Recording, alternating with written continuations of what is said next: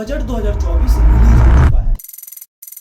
सभी लोग इसी बजट के बारे में बातें कर रहे हैं। एग्रीकल्चर सेक्टर को मिला 1,52,000 करोड़, डिफेंस सेक्टर को मिला 6,21,000 करोड़, 11,11,000 करोड़ रोड, ब्रिजेस और रेलवे के डेवलपमेंट के लिए दिए गए, 3 लाख करोड़ महिलाओं के लिए अलॉट किए गए और 10 लाख करोड़ गरीबों के लिए। लेकिन आप यानी मिडिल क्लास को क्या मिला?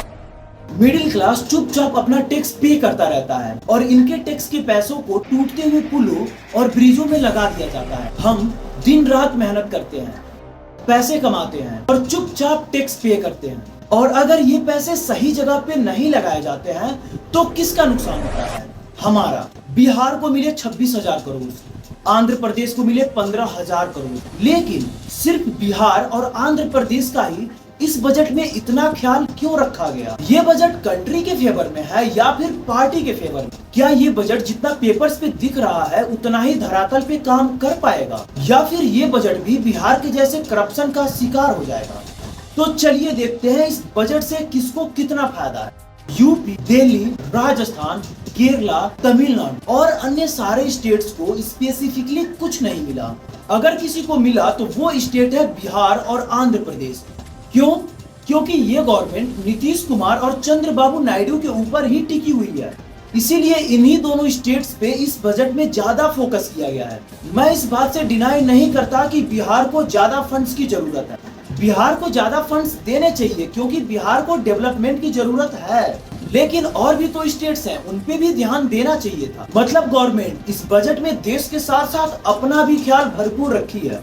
10 लाख करोड़ गरीबों के लिए अलॉट किए गए, जिसमें प्रधानमंत्री आवास योजना के अकॉर्डिंग शहरों में 1 करोड़ गरीबों के लिए घर बनाए जाएंगे और गांव में 2 करोड़ घर बनाए जाएंगे। प्रधानमंत्री अन्न योजना के अकॉर्डिंग फिर से 5 सालों के लिए 80 करोड़ लोगों के लिए राशन फ्री कर दिया गया। इस स्कीम से लोगों को गवर्नमेंट के ऊपर डिपेंडेंट बनाया जा रहा है, जबकि इस बजट में बिलो पॉवर्टी लेवल के लोगों के बच्चों के लिए एजुकेशन पे बात करना चाहिए था, लेकिन ऐसा कुछ भी इस बजट में नहीं हुआ। और उन लोगों के रोजगार के बारे में बात किया जाना चाहिए था जो लोग गांव से निकल के शहरों में माइग्रेट करते हैं रोजगार के लिए।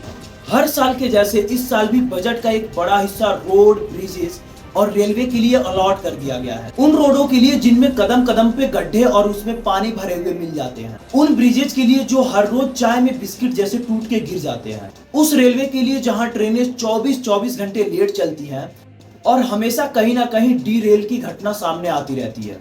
इस बार डिफेंस को मिले हैं 13% ऑफ द टोटल बजट, यानी 6,21,000 करोड़ रुपए। अगर हम देखें तो सारे देश अपना अपना डिफेंस बजट बहुत तेजी से बढ़ा रहे हैं। जैसा कि यूनाइटेड किंगडम, जो कि अभी इकोनॉमिकल क्राइसिस से गुजर रहा है, वो भी अपने टोटल जीडीपी का 2.5% अपने डिफेंस पे खर्च करने जा रहा है। रसिया और यूके भी अपने टोटल जीडीपी का 4 से 5% हिस्सा अपने डिफेंस पे खर्च करते हैं, जबकि हम अपने जीडीपी का 1.8 से 1.9% ही डिफेंस पे खर्च करने जा रहे हैं। जहां सारे देश अपना अपना डिफेंस बजट तेजी से बढ़ा रहे हैं, वहीं हमारा देश हमसे इतने सारे टैक्सेस लेने के बावजूद भी हमारा डिफेंस बजट नहीं बढ़ा पा रहा है। जरा सोचिए, अगर फ्यूचर में कोई वॉर वाली क्रिटिकल कंडीशन बनती है तब तो हमारे ऊपर और भी टैक्सेस लगा दिए जाएंगे और ये हमारे लिए एक बहुत बड़ा बर्डन हो जाएगा। आखिर बजट है क्या? बजट यानी इनकम और एक्सपेंडिचर, और अगर इनकम कम हो तो एक्सपेंडिचर के लिए लोन। हमारे देश में कई जगहों पे वाटर क्राइसिस देखे जा रहे हैं, लेकिन इसके बारे में कोई बात नहीं हुआ। अभी अभी कुछ ही दिन पहले गर्मियों में सारे लोग हीट वेव से जूझ रहे, लेकिन इसके बारे में भी कोई बात नहीं हुआ। अमेरिका, जिसका $5 ट्रिलियन का बजट है, चाइना जिसका $4 ट्रिलियन का बजट है, जिनसे हम बात तो करते हैं कम्पिटिट करने की, लेकिन आपको पता है हमारा बजट कितना है? सिर्फ 48,20,512 करोड़ का बजट, जिसमें होता है रिवेन्यू, मतलब देश के लिए इनकम, और ये रिवेन्यू देश अलग अलग टैक्सेस, जीएसटी और पेनल्टी से कलेक्ट करती है। उसके बाद होते हैं एक्सपेंसेस, जो कि देश अपने बजट में दिखाता है कि वो कितने रुपए कहाँ खर्च करने जा रहा है। जितना देश अपने बजट के हिसाब से खर्च करने जा रहा है, अगर उससे उसका इनकम कम होता है तो उस देश को बोरो लेना पड़ता है। अगर हम इस साल देखें तो हमारी देश की रिवेन्यू होगी 31,29,200 करोड़, जबकि कैपिटल एक्सपेंसेस होंगे 48,20,500 करोड़। इतने, लेकिन हमारा रिवेन्यू तो कम है, तो और पैसे कहां से आएंगे? अगर इनकम कम हो तो हमारे एक्सपेंडिचर के लिए हमें बोरोइंग लेना पड़ता है। तो ऐसे ही हमारा देश इस साल 16,13,312 करोड़ का बोरो करेगा, यानी किसी वर्ल्ड बैंक या ट्रेडिंग पार्टनर से पैसे उधार लेगा। अभी सोचिए हमारे देश का क्या लेवल है कि इतने छोटे से बजट के लिए भी हमें लोन लेना पड़ रहा। इस बार शॉर्ट टर्म कैपिटल गेन को बढ़ा के 20% कर दिया गया और लॉन्ग टर्म कैपिटल गेन को बढ़ा के 12.5% कर दिया गया। उसी दिन मार्केट पे इसका काफी बड़ा असर दिखाई दिया था। इस बजट से 2 लाख करोड़ रुपए एम्प्लॉयमेंट क्रिएट करने के लिए अलॉट किया गया, जिससे 4 करोड़ यूथ्स पे सीधा असर पड़े।